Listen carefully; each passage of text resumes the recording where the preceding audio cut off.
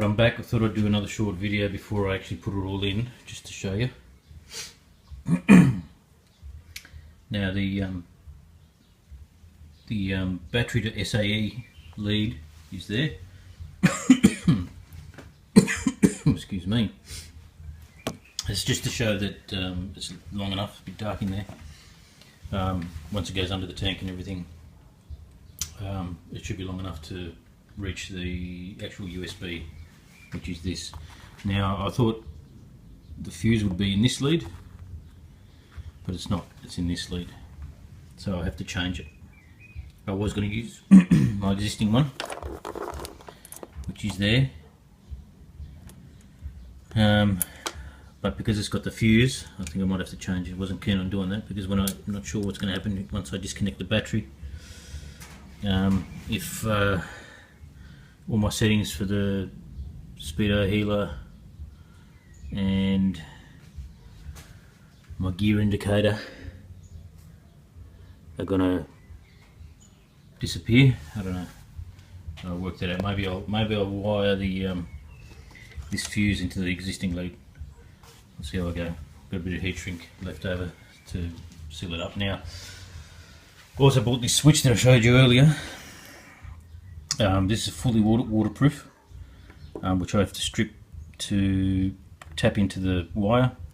It's got a rubber boot for waterproof, and then I can actually stick that straight in behind the dash.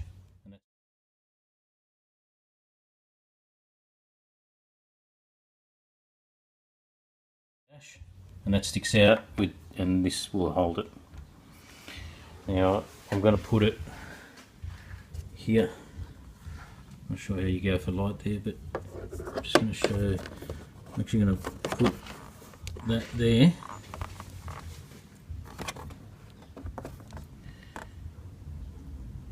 Just like that. So then I just take the cap off it, and I've got my USB, and the switch will go on the other side, on this side. Can you see that?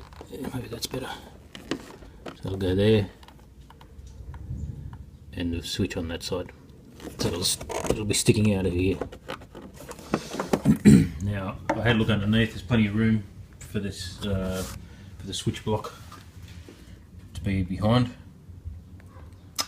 and I'll do that. I've got to remove the tank. Well, yeah, remove the tank. To get the lead underneath and everything. Might have to even remove a bit of fairing, so I'll do all that, and I'll make another video. Also, I'm going to use, this is a bit of double-sided tape that's used to hold the weight of a mirror, so it's pretty strong. I'm going to use that to go behind this instead of using the holes and putting screws in. I might do it later, but just for now I'm going to stick that on the panel there with the double-sided tape, and that's the cap, just to show you, with one hand, and that's the USB. That's fully sealed and waterproof with the cap on. Alright, I'll get all that sorted and I'll have another little short video. Now finally wired the USB and switch in. I did run into a bit of a snag again on this one, which I'll go through in a sec. So, okay, so I've got the battery hooked up. Negative, positive having a inline fuse just there, which I'll just tuck away nicely in there. Okay, and that runs down here. I will tie that up there before I put the tank down. Runs under there and comes out. It's a bit dark down there, but you can just see that red lead, and then plugged in down there with the SAE plugs, and there we have it. Finally, the switch on this side. Not sure if you can see it there. It's a switch. That's on. That's off. And the USB, the cover. I'll just bear with me. I'll get a torch. Here we go. Alright, so there it is there. Switch and the USB plug. Looking a little untidy down there with the splicing plugs there, but I'll fix it up later. So there it is. USB with an on and off switch. Now what happened is that the SAE plug on the USB and the wires that connected it were too thin for the splicing, so they wouldn't they didn't splice into the wire basically. So I had to splice it by hand onto a thicker wire, so the splicing plugs you can see there would actually catch the internal wire. Racked my brain for a bit, but finally got it to work, and there it is. Now I left the tank up as well just to show you. If you're going to do your tank, every bike's different, but just got to be careful that you don't rip any of those hoses out that you see there hanging out. Mine is pretty easy, it lifts up like a bonnet basically, but I've made this piece of wood that sits right on the frame there, just on the frame, and comes up, and I've gouged a bit of a notch all the way through so that little bar sits in there, and when you put that tank back in and that little bar, they have rubber plugs on the end like these. Whatever you do, don't lose them, because they go into a slot at the bottom there, and without those rubber plugs you'll get rattle. Alright, and also when you lift your tank up you need to undo these bolts here, which come in a rubber sleeve that you see there, and then a metal sleeve like that, upside down like that. But a good idea, which I read in the manual, once you've actually taken them out and taken the metal sleeves out, you hand tighten them in just a touch while you've got your tank up, so your tank doesn't fall. There's no danger of the tank falling off, and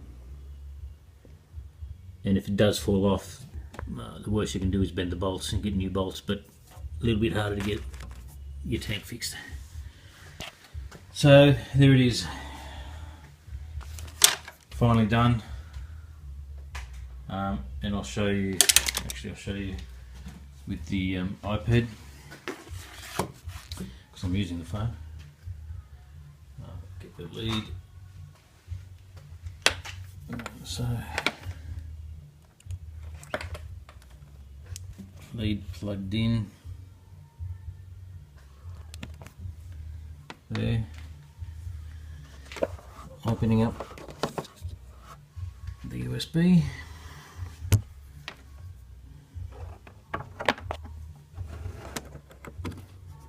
Plug it in, turning it on, and there you have it. One charging iPad. And the whole idea of the switch is that when the bike is off, like it is now, we can actually turn it off, and then that turns off. So the battery there is not charging. So all complete. Now I have my RAM mount with the X grip phone holder, and now I can put my phone in there and charge it. Remember I said I just put double-sided tape on the back of the USB port until I'm 100%. I'm going to leave it there, which I probably am, but I'll just leave it like that for now. And then I'll screw it in. There's a bracket with a couple of screw holes in there. And that's it. Finally all done, and I'll probably go for a ride tomorrow and try it all out.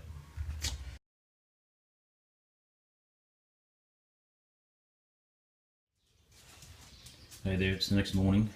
I just thought of something last night. Thought I'd share with you. Not sure if you can see in there, but see where that USB and the switch is. Just there, the just in there, the fairing hasn't come together properly. Reason being is that the switch